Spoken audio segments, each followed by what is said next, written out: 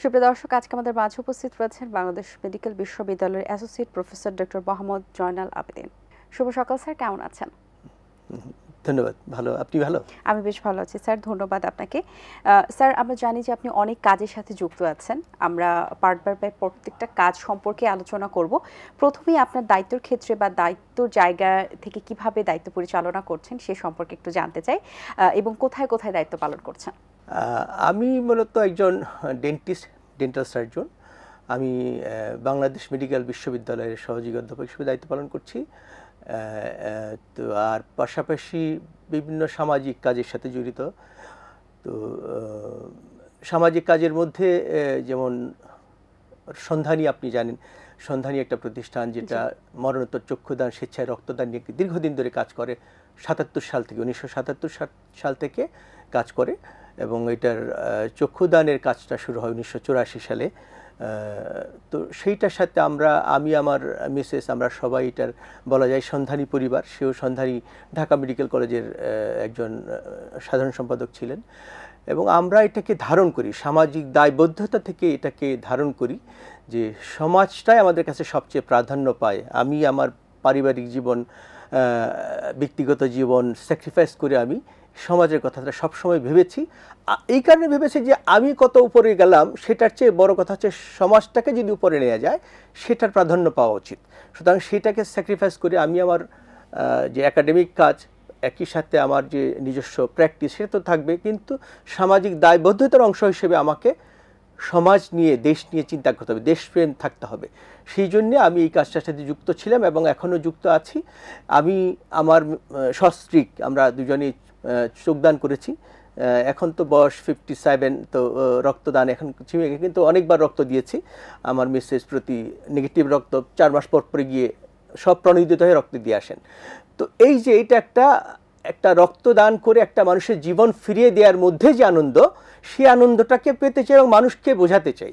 একইভাবে চোখদান করে, মরণোত্তর চক্ষুদান করে একটা মানুষ, একটা কর্নিয়া দান করে একটা অন্ধ মানুষের চোখের আলো ফিরিয়ে দেওয়ার মধ্যে যে বোধটা, যে একটা মহত্ব, সেটা কিন্তু আমরা রিয়েলাইজ করি এবং মানুষকে যাতে বোঝাতে পারি সেইটার জন্যই আমরা এই কাজগুলোর সাথে যুক্ত। এবং একই রকমভাবে সব ধরনের ভালো কাজ, সোশ্যাল রেসপন্সিবিলিটির যে বিষয়টা, সেইটা আমি খুব গুরুত্ব সহকারে বিবেচনা করতে চাই এবং সবাইকে জানাতে চাই। কারণ আজকে দেখেন আমার দেশের সব কিছুই সোশ্যাল রেসপন্সিবিলিটি যদি প্রত্যেকের থাকতো, তাহলে কিন্তু আমরা আজকে স্বাভাবিকভাবে আমরা কিন্তু অনেক বলবো যে অবক্ষয়ের শেষ প্রান্তে।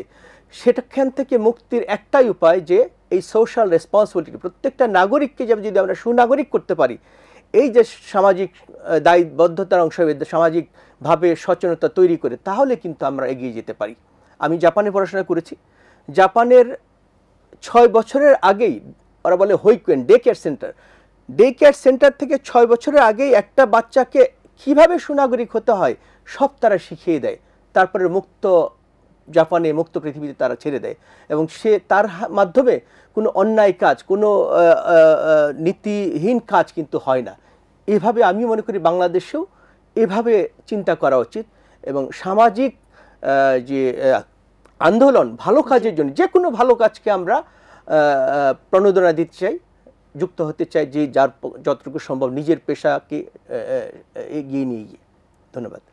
আচ্ছা স্যার, আপনি সামাজিক আরও অনেক কাজে যুক্ত আছেন যেটা আমরা জানি, এবং সামাজিক কী কী কাজের সাথে যুক্ত থাকার পরিকল্পনা আপনার ছিল এবং সেটি বাস্তবায়ন করেছে, এবং আগামীতে আর কী কী ধরনের পরিকল্পনা রয়েছে? না, আমি বললাম একজন মানুষের পক্ষে তো অনেক কিছুতে যুক্ত হওয়া সম্ভব না।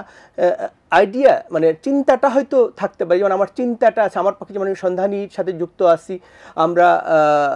আমি জাপান থেকে যারা বিভিন্ন পিএইচডি করেছে, ডিগ্রি অর্জন করেছে, তাদের একটা সংগঠন আছে জুয়াব বলে, Japanese universities alumni association in Bangladesh. আমাদের ইন্ডিয়া রোডে অফিস আছে। তো সেখানেও আমি একই কথা যেটা বলেছি একটু আগে, যে সোশ্যাল এটিকেট, যেটা জাপানের যে এটিকেটটা, যে শিক্ষাটা, সেইটাকে যদি আমরা দিতে পারি এই বাংলাদেশকে, তাহলে একটা বড় কাজ হয়ে যায়। সেটার সাথেও আমি এই জন্য যুক্ত আছি। আর অন্যান্য কাজের মধ্যে না, মোটামুটি আমি আমার পরিচয় ডাক্তারি করি, এবং এই আপনার সন্ধানী করি, এবং জাপানের চিন্তা আমার সব সময় মনের মধ্যে কাজ করে। এবং এই যে আমি বললাম যে আপনি এখানে আছেন, যেমন আপনার হয়তো এমন হতে পারে একটা বাচ্চা আছে, একটু আগে কথা বলছিলাম, ওনার 1 বছরের বাচ্চা, আমি যখন আসছিলাম 1 বছর বাচ্চাটা, আমি বললাম যে আপনার বাচ্চাটা কে দেখাশোনা করছে। এখানে যদি একটা ডে কেয়ার সেন্টার থাকতো, আমি মেডিকেল কলেজগুলোতে দেখেছি যে 100 জন স্টুডেন্টের মধ্যে 70-80 জনই মেয়ে, তাহলে তার যে ঘরের মধ্যে 1-2 বছরের বাচ্চাটা আছে সে কি শিক্ষাটা পাচ্ছে? এই জায়গাটাতে কিন্তু রাষ্ট্রের চিন্তা করা উচিত, আপনারও আমারও চিন্তা করা উচিত। কারণ আমার কিন্তু নেক্সট টার্গেট, আমার কিন্তু ফিউচারটা হচ্ছে এই বাচ্চাটা। তাকে যদি আমি, তার ভবিষ্যৎ যদি অন্ধকার হয়, তাহলে আমি তো আমার জীবন অন্ধকার, আমার ভবিষ্যৎ অন্ধকার। সুতরাং এই বাচ্চাটাকে যাতে সুন্দর মুক্ত পৃথিবী সে পেয়ে যায়, সেটার জন্য আমাদের চিন্তা করা দরকার। আমি মনে করি যে একটা ডে কেয়ার সেন্টার, যারা এই আপনার এটা সাথে যুক্ত আছে, এটিএন বাংলার সমস্ত কর্মকর্তা কর্মচারী, তাদের সাথে তাদের একটা ডে কেয়ার সেন্টারের মতো এই চিন্তাগুলো আমার মধ্যে চিন্তাগুলো আছে। তো সব কাজ তো আমাকে দিয়ে হবে না, কিন্তু আমি মনে করি যে এই কাজগুলো ছড়িয়ে দেওয়া, যেমন ময়লা ফেলা, যে কোনো যত্রতত্র ময়লা ফেলার কথা বলছি, সেটা আমাদের দেখি যে লিফটের ভিতরে দাঁড়িয়েও একজন ময়লা ফেলে, লিফটের ভিতরে ময়লা ফেলে, এটা যাতে না হয়, এই চিন্তাগুলো আমরা যাতে ছড়িয়ে দিতে পারি। আচ্ছা স্যার, আমরা একটু জানতে চাই, একটু দাঁত নিয়ে আমরা আলোচনা করতে চাই, বিকজ মানুষের ফেসের সবচেয়ে অ্যাট্রাকটিভ জিনিস হচ্ছে তার দাঁত। যার দাঁত তত সুন্দর, তার হাসি তত সুন্দর, এবং মানুষ সেটা দেখতেই পছন্দ করে। যে দুর্গন্ধ বা এলোমেলো দাঁত কেন হয়?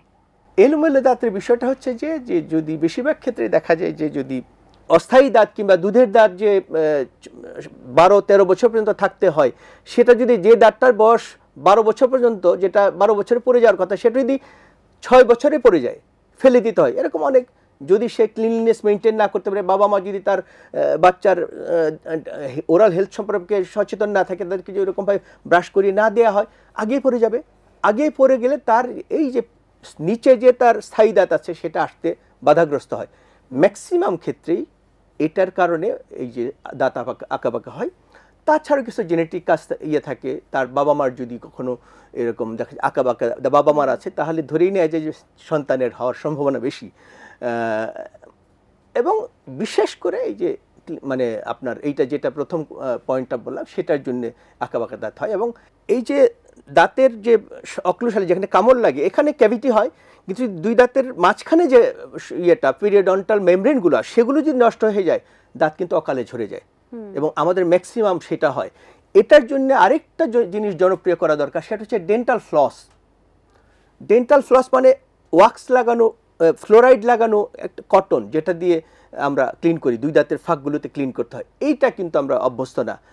ডেন্টাল ফ্লস আপনি যদি দোকানে যান, খুব নাম করা ভালো ওষুধের দোকানে পাবেন, সাধারণ দোকানে পাবেন না। কারণ এই ফ্লসিং, আমি তো বলি flossing is better then brushing. Dental flossing is better then brushing. মানে ফ্লসিং করাটা ব্রাশিংয়ের চেয়েও গুরুত্বপূর্ণ, কারণ হচ্ছে ফাঁকগুলোতে ক্লিন হয়ে যায় এবং পেরিওডন্টাল মেমব্রেন ভালো থাকে। যদি পেরিওডন্টাল লিগামেন্ট যদি খারাপ হয়ে যায়, দাঁত নড়ে যায় এবং অকালে ঝরে যায়।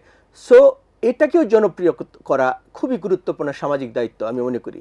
আচ্ছা স্যার, আরেকটি বিষয় আছে, ব্রাশ করার ক্ষেত্রে অনেকে মনে করেন যে 2 থেকে 3 মিনিট ব্রাশ করা এনাফ। আবার অনেকে দেখা যায় আধা ঘন্টা 1 ঘন্টা ধরে ব্রাশ করছেন ফর মোর ক্লিনিং। সো এই ক্ষেত্রে আসলে কি করা উচিত, মানে প্রপার ব্রাশ করার সিস্টেম কি? আমি যে বললাম, প্রপার ব্রাশিং হচ্ছে ইম্পর্টেন্ট। আধা ঘন্টা ধরে ব্রাশ করার তো প্রশ্নই আসে না। হ্যাঁ, এটা তো মানে কারো পক্ষে সম্ভব না। এটা আসলে ফাঁকি দিয়ে করছে, সে হয়তো মুখে ব্রাশটা রাখছে, পেস্টটা রাখছে, এটা কারো পক্ষে সম্ভব না। হ্যাঁ, ব্রাশিং 1-2 মিনিট যথেষ্ট, কিন্তু আপনার হচ্ছে যে প্রপার টেকনিকে করা, যেটা আমি বললাম যে নিচের দাঁতগুলো নিচ থেকে উপরের দিকে, উপরের দাঁতগুলো উপর থেকে নিচের দিকে, বাইরের দিকে এবং ভিতরের দিকে ব্রাশ করা, এবং একই দুবেলা ব্রাশ করা, নাস্তা খাওয়ার পরে, রাতে ঘুমোতে যাওয়ার আগে। আমি রাতের বেলা ব্রাশ করলাম, ফ্রিজ থেকে কিংবা কেউ আসলো মিষ্টি দিল, মিষ্টি নিয়ে আসলো, মিষ্টি মুখে দিলাম, তো কোনো লাভ নেই। সো এই বিষয়গুলোতে সচেতন হওয়া, আমি যদি মিষ্টি খেতেই হয় আবার যাতে ব্রাশ করি, এই বিষয়টাকে এনশিওর করা। এবং ফ্লসিং, ডেন্টাল ফ্লস ইউজ করা, অ্যাটলিস্ট আমি রিকমেন্ড করব যে রাতের বেলা, সকালবেলা হয়তো সবাই আমরা ব্যস্ত থাকি, বের হয়ে যায় বাসার থেকে, রাতের বেলা ফ্লসিং করে প্রত্যেক 1-2 মিনিট লাগবে ফ্লসিং, ডেন্টাল ফ্লস ইউজ করতে 1-2 মিনিটের বেশি লাগবে না। আর এটা প্র্যাকটিসেরও বিষয় আছে, একটু প্র্যাকটিস দেখলে আপনি, আজকাল তো অনেকেই জেনে যায়, ইউটিউব দিয়ে সার্চ দিলে বোঝা যায় যে ডেন্টাল ফ্লসিং কীভাবে করতে হয়। ফ্লসিং করে দেন I should go for brushing. এবং আর কিছু না খাওয়া, এটা যদি আমি মেনটেন করি তাহলে আমি নিশ্চিত যে ডেন্টাল ক্যারিজ মানে হওয়ার সম্ভাবনা খুবই কম। আলহামদুলিল্লাহ আমার কিন্তু একটা ক্যারিজও নেই, বিকজ আমি হয়তো বা এটা মেনটেন করি, আসলে আমি মেনটেন করি, খুব মেনটেন করি। এবং এটা মেনটেন করলে কিন্তু নিজের মানে এই যে ফুড হ্যাবিট, এটা একটা বিষয়। আমি ভরপেট আছি, এখন অনেক মজার খাবার আসলে আমি খেয়ে ফেলবো, এটা কিন্তু উচিত না। এটা কিন্তু মানে কোরআন হাদিসের আমি প্রপার ব্যাখ্যা দিতে পারি, কিন্তু এরকম কথা আছে যে এখানে আপনি ভরা পেটে আর না খাবেন, ভরা পেটে আর না খাবেন, আমার যেখানে আমার দরকার নেই আমি কেন খাবো, এই বিষয়গুলো হ্যাবিটের সাথে রিলেটেড। আমি মনে করি যে এগুলোর দিকে নজর দেওয়া দরকার। আচ্ছা, ডায়াবেটিক রোগীদের জন্য আসলে কোন ধরনের প্রবলেম ফেস করতে হয় দাঁতের ক্ষেত্রে এবং করণীয় কি? ম্যাক্সিমাম ডায়াবেটিস মানুষের যেটা কি, এরা হচ্ছে যে মানে কম্প্রোমাইজড, ইমিউনো সাপ্রেসিভ মানুষ। এরা মানে হচ্ছে যে সহজে কোনো ইনফেকশন হয়ে যায়, যে কোনো, যেমন ধরুন গামের প্রবলেম হয়, মাড়িগুলো সহজে ইনফ্লামেশন হয়ে যায়, পিরিয়ডন্টাইটিস আমরা বলি যেটা। ডায়াবেটিক পেশেন্টদের এই একটা সব অর্গানগুলোতে সহজেই তাদের যেহেতু তারা ইমিউনিটি কম, সে কারণে এই ইমিউনিটি কম হওয়ার কারণে তার মাড়ির প্রবলেমগুলো বেশি দেখা দেয়। এবং সে কারণে ডায়াবেটিক পেশেন্টের জন্য সবচেয়ে গুরুত্বপূর্ণ হচ্ছে এই যে আমি যেটা বললাম যে ক্লিননেস।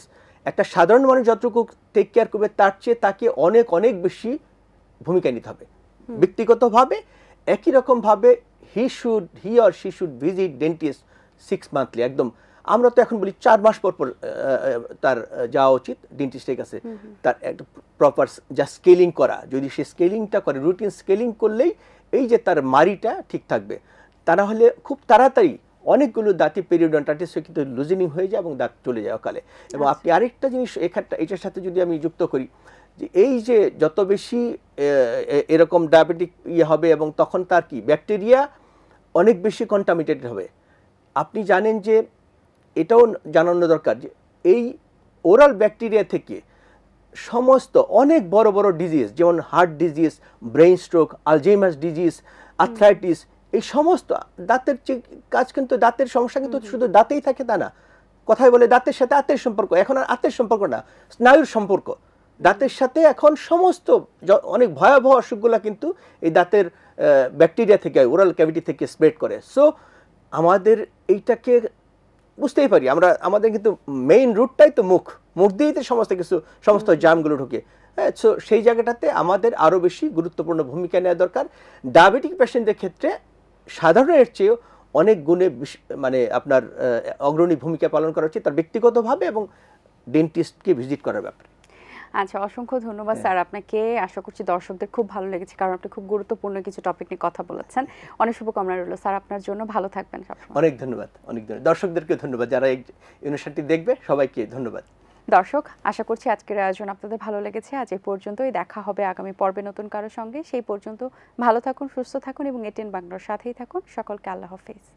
দিন আসে দিন যায়, সময়টা চলে যায়, তবু আছি এই বেশ ভালো। জীবনটা রঙময়, যেভাবেই হওয়া চাই, নয় কবু সাদা কালো। এই আশাতে স্বপ্ন ভাসে, সুখ হাসে চোখে মুখে, চায়ের চুমুকে।